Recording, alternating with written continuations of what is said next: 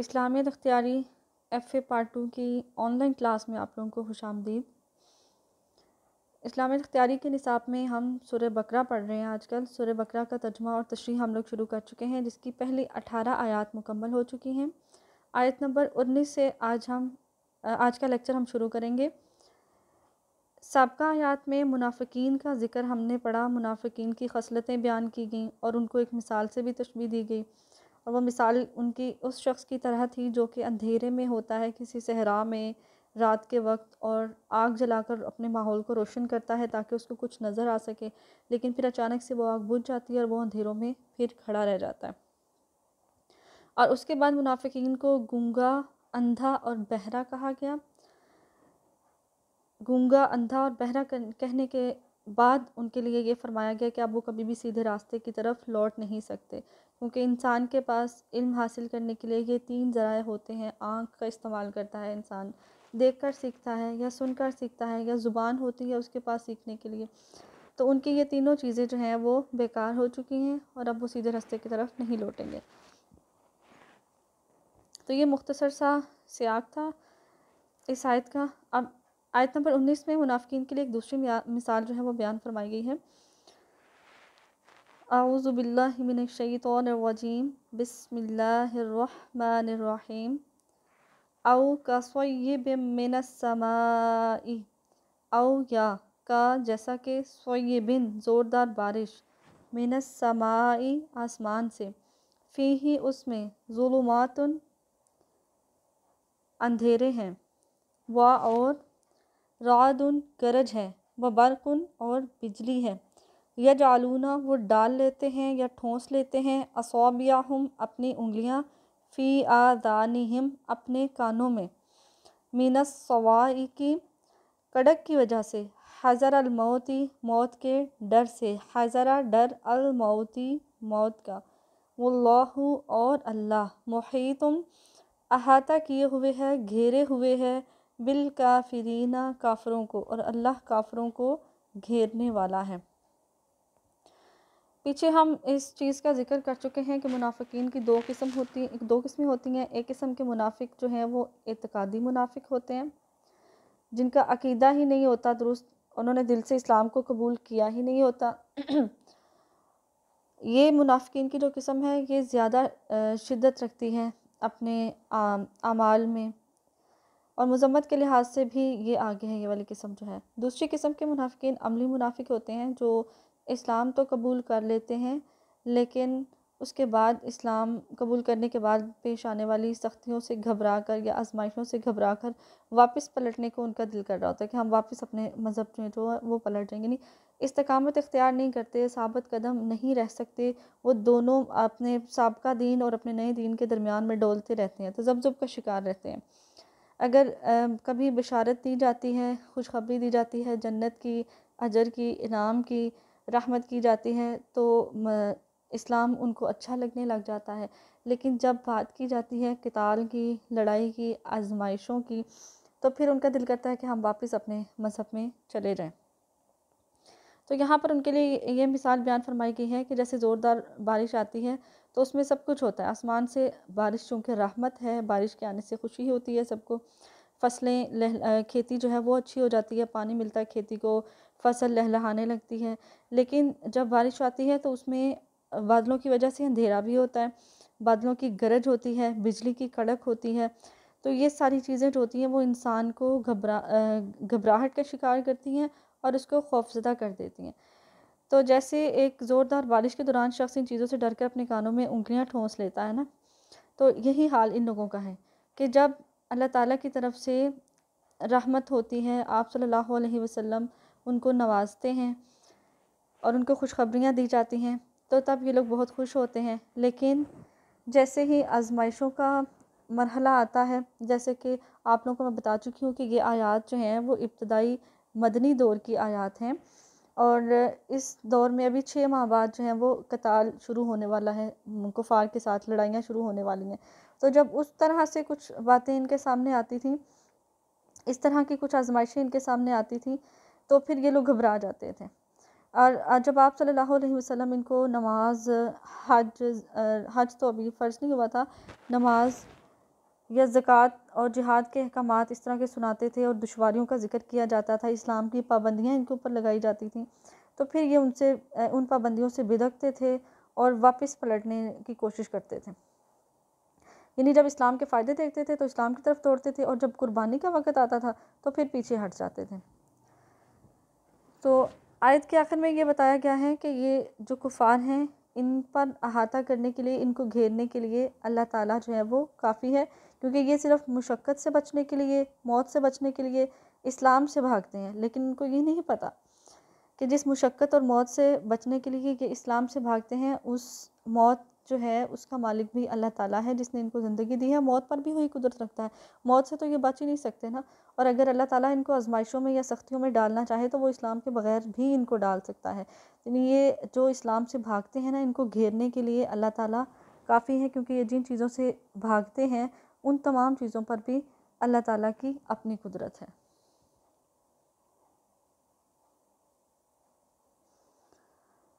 آگے آیت نمبر 20 ہے،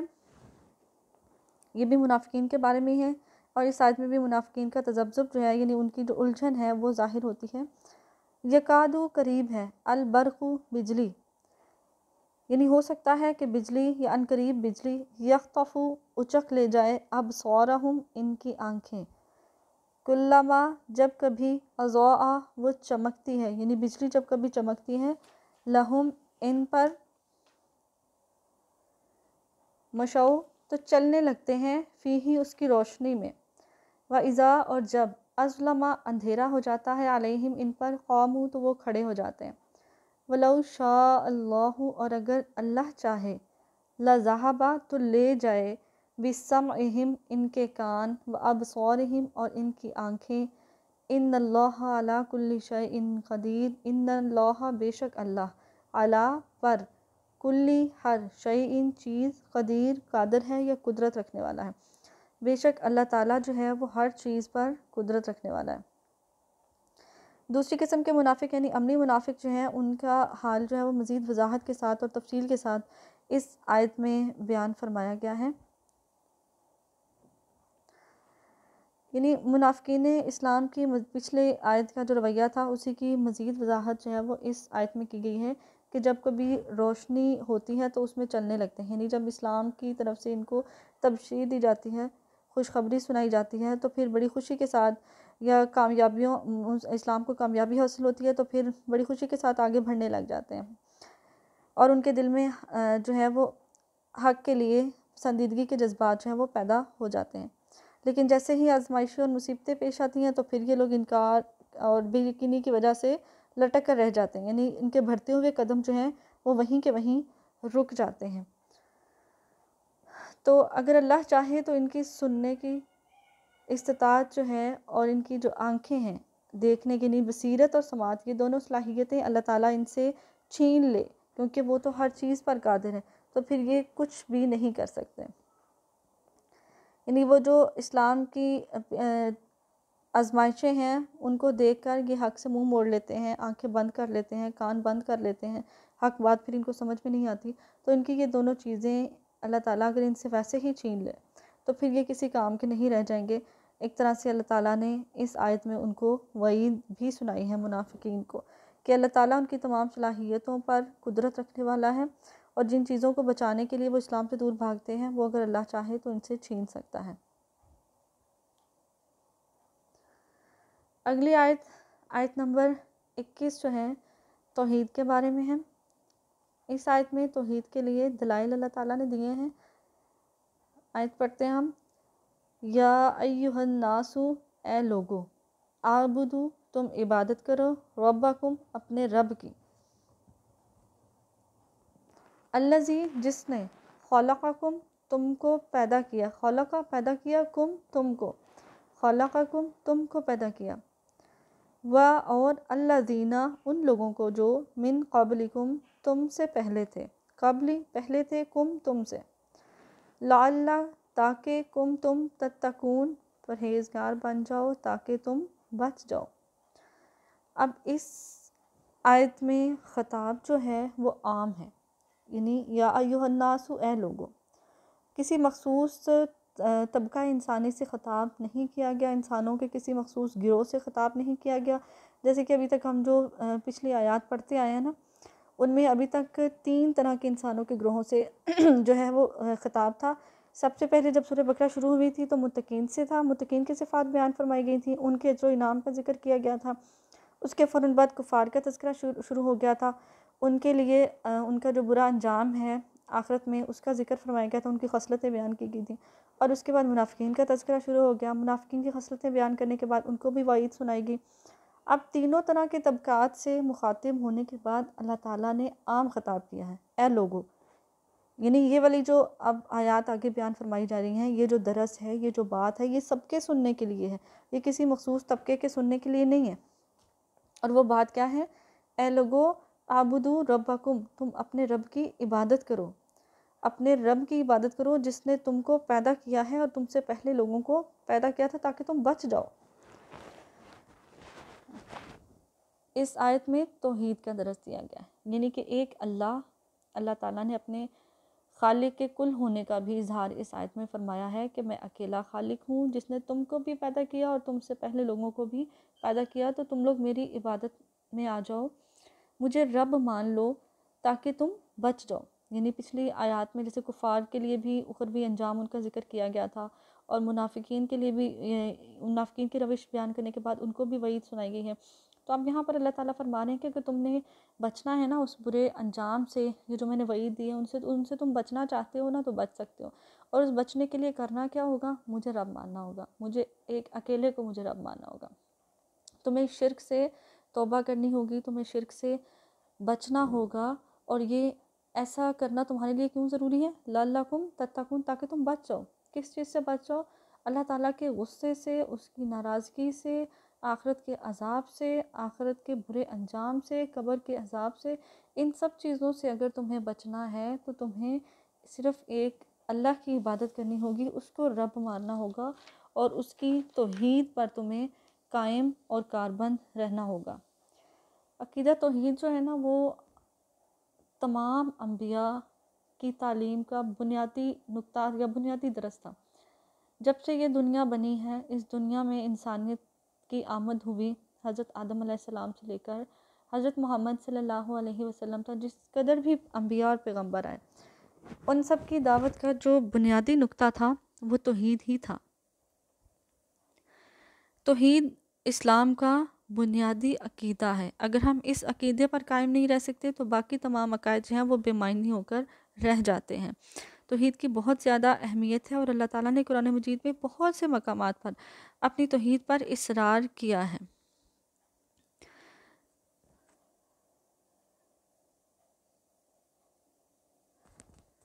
اب اس سے جو اگلی آیت ہے وہ شرک کے بارے میں ہے. توحید اور شرک یہ دو عقائد جو ہے نا ایک دوسرے کی ضد ہیں. الذی جس نے جعلا بنایا لکم تمہارے لیے الارض زمین کو فروشن بچھونا یا فرش، والسماء اور آسمان کو بناء چھت بنایا، وانزلا اور اس نے نازل کیا من السماء آسمان سے ماء پانی، فاخرجا پس نکالا بھی اس کے ساتھ من الثمراتی پھلوں سے رزقاً رزق لکم تمہارے لیے، فلا پس نہیں تجعلوا تم ٹھہراؤ للہ اللہ کے لیے اندادن شریک وانتم تعلمون اور حالانکہ تم اصل حقیقت کو جانتے ہو، تم حقیقت حال سے واقف ہو. اب یہ آیت جو ہے وہ پچھلی آیت سے بھی آیت کا لنک بنتا ہے، تعلق ہے، اور ان دونوں آیات کا اب تک جو ہم آیات پڑھ چکے ہیں نا ان سب کے ساتھ لنک بنتا ہے. اور وہ کس طرح سے بنتا ہے کہ اللہ تعالیٰ نے ہر طبقہ فکر سے اس وقت جتنے قسم کے لوگ تھے، متقین تھے تو ان کی صفات بیان فرمائی ہیں، کفار تھے تو ان کے لیے جو ان کو ڈرایا ہے، ان کو اور منافقین کو بھی وعید سنائی ہے، ان کو بھی ڈرایا ہے. لیکن چونکہ اللہ تعالیٰ اپنے بندوں سے بہت زیادہ محبت کرنے والا ہے نا، تو اللہ تعالیٰ نے ان کا جو آخرت کا عذاب ہے یا ان کے برا انجام ہے اس کا ذکر کرنے کے بعد ایک طرح سے اللہ تعالیٰ نے پھر دعوت دی ہے. اور بہت خوبصورت انداز میں اللہ تعالیٰ نے اس سے پچھلی آیت میں انویٹیشن دیا ہے، ایک طرح سے اپنی طرف بلایا ہے کہ میں تمہارا جو برا انجام ہے نا اس کو اچھے میں بدل دوں گا. لیکن اس کے لیے تمہیں کیا کرنا ہوگا؟ مجھے رب ماننا ہوگا، میری طرف آؤ، میری عبادت تو کر کے دیکھو، مجھے اکیلا مان کر تو دیکھو. میں تمہیں اپنے اچھے بندوں میں شمار کر لوں گا۔ یعنی اللہ تعالیٰ نے ایک طرح سے اپنی توحید کی طرف بڑے خوبصورت انداز میں انویٹیشن دی ہے۔ اور پھر اب اگلی آیت میں دیکھیں کہ اللہ تعالیٰ نے اپنی مزید صفات بیان فرمائی ہیں کہ میں وہ رب ہوں جس نے تمہارے لیے زمین کو بچھونا بنایا ہے اور آسمان کو چھت بنایا ہے، آسمان سے پانی نازل کیا ہے، اور پھر اس پانی کے ذریعے سے کیا ہوتا ہے کہ جب زمین پر وہ پانی پڑتا ہے تو زمین میں پھل اگتے ہیں، رزق نکلتا ہے۔ اور ہم سے ڈیمانڈ کیا کی ہے کہ تم نے کرنا کیا ہے؟ یعنی یہ ساری نعمتیں تمہارے لیے مسخر کر دی ہیں، آسمان کو بھی زمین کو بھی۔ اب تمہارے کرنے والا کام کیا ہے کہ تم نے میرے ساتھ کسی کو شریک نہیں ٹھہرانا، یعنی تم نے صرف مجھے رب ماننا ہے، میری عبادت کرنی ہے، میرے ساتھ کسی کو شریک نہیں ٹھہرانا۔ اب اس آیت کا سابقہ آیات کے ساتھ کیسے لنک بنتا ہے وہ میں آپ کو مختصراً ابھی سمجھاتی ہوں کہ پہلے جو منافقین کی مثال بیان فرمائی تھی اس میں کیا تھا کہ ایک زمین پر رات کی تاریکی میں ایک خوفناک سا منظر کشی جو ہے وہ کی گئی تھی کہ رات کی تاریکی ہے، بہت اندھیرا ہے اور وہ اکیلا ہے، کوئی شخص اس کے پاس روشنی جلانے کے لیے جو چیز تھی اس نے اس سے روشنی جلائی لیکن پھر وہ روشنی بھی ختم ہو گئی، تو اس کے لیے کہا گیا کہ اب وہ گونگے بہرے اور اندھا ہے تو وہ واپس نہیں لوٹ سکتا، یعنی واپس لوٹنے کا کوئی اس کے پاس راستہ، ذریعہ اور وسیلہ نہیں ہے۔ اس سے اگلی آیت جو منافقین کے لیے بیان فرمائی کی تھی نا، اس میں آسمان کی ہولناکی کا ذکر تھا کہ آسمان سے جب شدید قسم کا طوفان یا بارش آتا ہے، بجلی کی چمک ہوتی ہے، گرج ہوتی ہے، کڑک ہوتی ہے، اندھیرا ہوتا ہے، اس وقت آسمان خوفناک حالت میں ہوتا ہے۔ اب ان دونوں صورتوں میں کہ جب انسان زمین کی ہولناکی میں، آسمان کی ہولناکی میں بے بسی محسوس کرتا ہے نا، وہ بے بس ہو جاتا ہے، تو انہی دونوں چیزوں کو یہاں پر ایک مختلف انداز میں بیان فرمایا گیا ہے۔ اللہ تعالیٰ نے اپنی قدرت کے ساتھ ان کو جوڑا ہے کہ یہ دو چیزیں جن پر تم بے بس ہو سکتے ہو نا،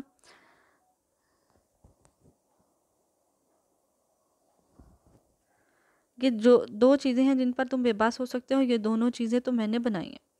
زمین بھی میں نے بنائی ہے اور آسمان بھی میں نے بنایا اور تمہارے لیے بنایا۔ کس قدر دیکھیں خوبصورت اللہ تعالیٰ نے اپنی ذات کی طرف بلانے کے لیے انداز کس قدر خوبصورت ہے کہ یہ زمین تمہارے لیے بچھونا ہے، میں نے فرش بنایا ہے، زمین کو تمہارے لیے میں نے بنایا اور تمہارے لیے بنایا، اور آسمان کو میں نے چھت بنایا ہے اور اس آسمان سے پانی نازل ہوتا ہے جس سے تمہارے لیے زمین میں فصلیں اگیں گی، کھیتیاں اگیں گی۔ نہ صرف میں نے زمین اور آسمان کو تمہارے لیے مسخر کیا ہے بلکہ اس آسمان سے جو پانی نازل ہوگا نا، اس سے یہ زمین تمہارے لیے رزق اگائے گی۔ جس زمین سے تم ڈرتے ہو یہ تمہارے لیے رزق اگائے گی، اس میں سے تمہیں پھل ملیں گے، تمہیں کھیتی ملے گی۔ اور جس آسمان کی ہولناکی سے تم ڈر کے آنکھیں بند کرتے ہو اور کانوں میں انگلیاں ٹھونس لیتے ہو نا، یہ آسمان بھی تمہارے لیے رحمت ہے کہ اس پر سے رحمت جو برسے گی وہ بھی تمہارے لیے فائدہ مند ہوگی۔ لیکن اللہ تعالیٰ نے اپنی توحید کی طرف دعوت دی ہے اور شرک سے منع کیا ہے اس آیت کے آخر میں کہ تم سے تقاضا صرف یہ ہے کہ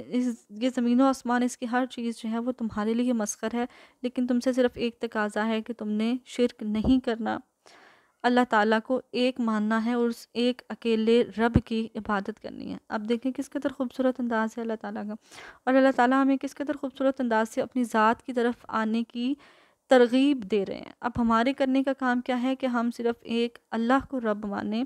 اس کی توحید پر کاربند رہیں اور ہم لوگ شرک سے بچ جائیں۔ شرک کی مذمت قرآن مجید میں بہت سی جگہوں پر آئی ہے۔ شرک کو ظلم عظیم کہا گیا ہے کہ ان الشرک لظلم عظیم، یہ سب سے بڑا ظلم ہے